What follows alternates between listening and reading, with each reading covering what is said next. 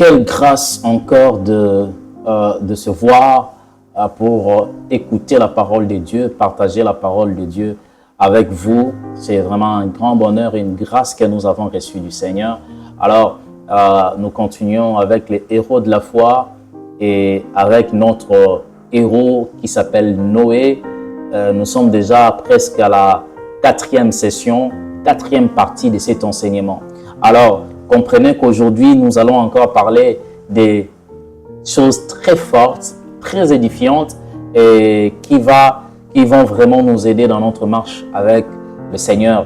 Alors, nous prenons aujourd'hui Genèse chapitre 9, verset 1er et verset 2. La Bible a dit, « Dieu bénit Noé et ses fils, il leur dit, soyez féconds, multipliez et remplissez la terre. » Le verset 2, « Vous serez un sujet de crainte et de froid pour tout animal de la terre, pour tout oiseau du ciel, pour tous ceux qui s'aimaient sur la terre et pour tous les poissons de la mer, car ils seront livrés entre vos mains. » Le verset 2 qui m'intéresse beaucoup, le début là on dit, « Vous serez un sujet de crainte et de froid pour tout animal de la terre. » Alors, les thèmes que je donne à ces messages, c'est « Soyez un homme dont la foi fait peur. » Soyez un homme dont la foi fait peur.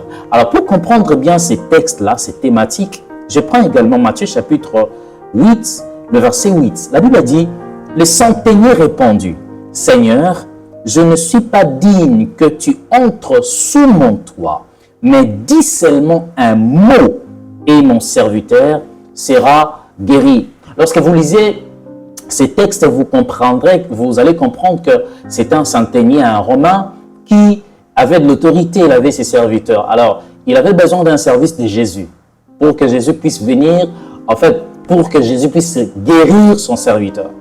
Mais Jésus lui a donné le protocole. C'est que, c'est vrai, tu me demandes un service, je viendrai chez toi et je vais faire ce que tu me demandes. Mais le centenier, sachant que venir chez lui sera un scandale parce que c'était difficile, en fait, les Romains avec les Juifs, et surtout que Jésus était un Juif qui était très contesté déjà dans sa région. Alors, pour démontrer sa foi, le centenier va dire à Jésus, « Seigneur, je n'ai pas besoin que tu viennes chez moi. Dis seulement un mot. » En fait, quand il lui dit « dis seulement un mot », le centenier a démontré qu'il avait une foi forte. Il avait une foi ferme. C'est-à-dire, la présence de Jésus dans sa maison n'était pas tellement importante, mais c'était la parole de Jésus-Christ. Alors, il arrive que nous puissions demander à Jésus quelque chose, mais nous lui dictons également la manière dont il doit faire. Il arrive que nous puissions demander à Jésus et à Dieu, « Seigneur, j'ai besoin de telle ou telle chose. » Mais il arrive que nous puissions lui dire déjà d'avance, « Moi, je veux telle quantité de choses. » Oui, c'est bien bon. Mais il arrive de fois de laisser à Dieu la manière dont il peut utiliser pour bénir, pour nous faire du bien. Écoutez la réaction, en fait la réaction de Jésus, c'est très édifiant. La réaction de Jésus au verset 8, plutôt, je commence au verset 8.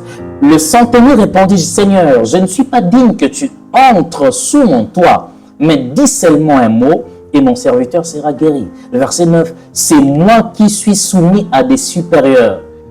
J'ai des soldats sous mes ordres. Et j'ai dit à l'un, va et il va. Et à l'autre, viens, il vient. Et à mon serviteur, fais cela, il le fait. » C'est-à-dire, le centenier prenait Jésus comme une autorité spirituelle. Qu'il peut juste commander à la guérison.